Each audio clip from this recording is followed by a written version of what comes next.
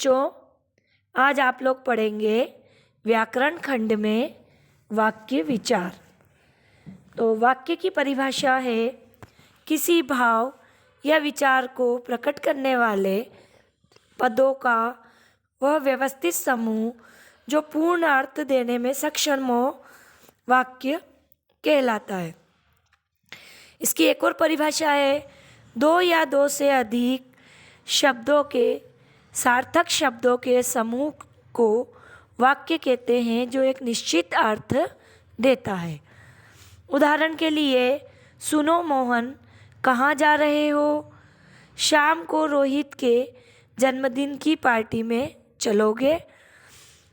इन वाक्यों में संज्ञापद और क्रियापद उत्तर जब देंगे तो नहीं है। जैसे सुनो मोहन, कहाँ जा रहे हो? बाजार, है ना। तो इसमें संज्ञापद और क्रियापद नहीं है, किंतु ये पूरी बात कह रहे हैं, है ना। दूसरे में है शाम को रोहित के जन्मदिन की पार्टी में चलोगे, तो उसका उत्तर है सोचूंगा।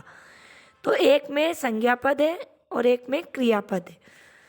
संवाद करते समय संदर्भ से हम उसका पूरा अर्थ जान लेते हैं।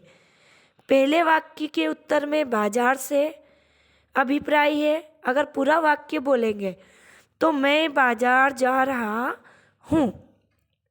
लेकिन जनरली अगर हम किसी से प्रश्न करते हैं कि अरे राम, तुम कहाँ जा रहे हो, तो वो ऐसे उत्तर नहीं देगा मैं बाजार जा रहा हूँ, वो यही कहेगा बाजार, है ना। तो इसमें लघु वाक्यों में हमें कर्ता, कर्म, क्रिया आदि के संदर्भ को स्वयं ही सोचना पड़ता है, लेकिन इसका पूरा वाक्य हमें समझ में आता है। अब वाक्य के अंग देखो, वाक्य के प्रकार या भेद ये तो एक ही बात है, लेकिन वाक्य के अंग अलग होते हैं। वाक्य के अंग दो होते हैं, उद्देश्य और विधेय। उद्देश्य वाक्य में जिसके बारे में कहा जाता है उसे उद्देश्य कहते हैं, और उद्देश्य की विशेषता बताने वाले शब्दों को उद्देश्य का विस्तार कहा जाता है। जैसे महात्मा गांधी ने अहिंसा के बल पर भारत को आज़ादी दिलाई। दूसरा है राष्ट्रपिता महात्मा गांधी ने अंग्रेजों से खूब लोहा लिया। पहले वाक्य में क्या है? महात्मा गांधी ने उद्देश्य है, और दूसरे वाक्य में राष्ट्रपिता उद्देश्य का विस्तार है। यानी महात्मा गांधी को हम किस नाम से जानते हैं? राष्ट्रपिता के।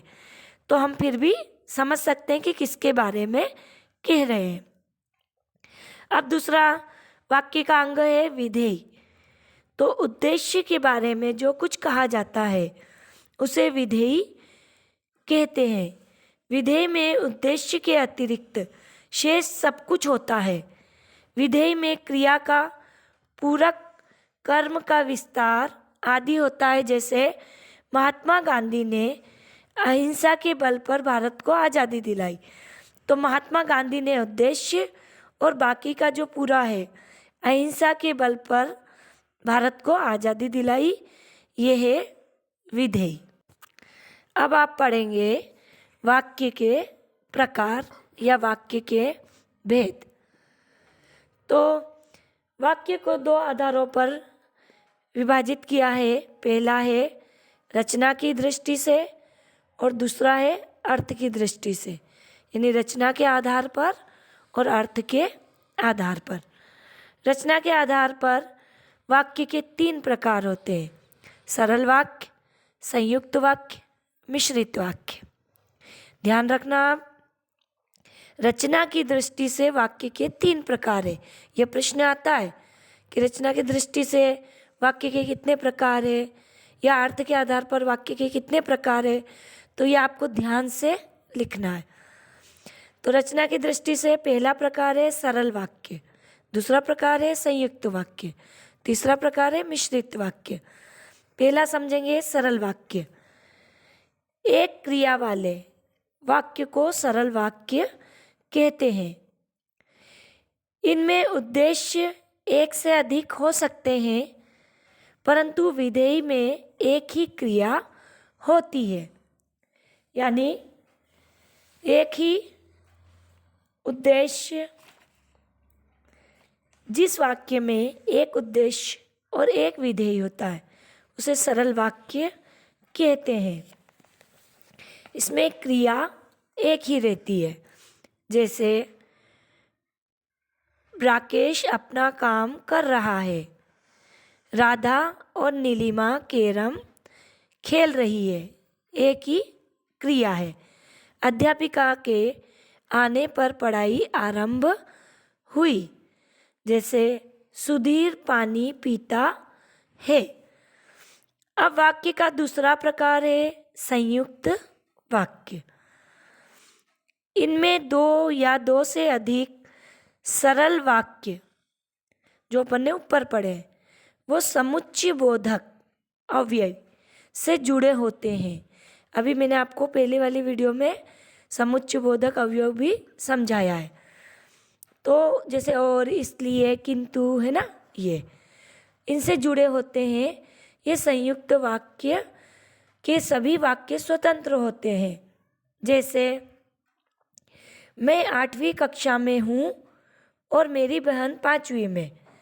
अब इसमें किससे जुड़ा है ये? और से। समुच्चय बोधक अवयव क्या है इसमें? और।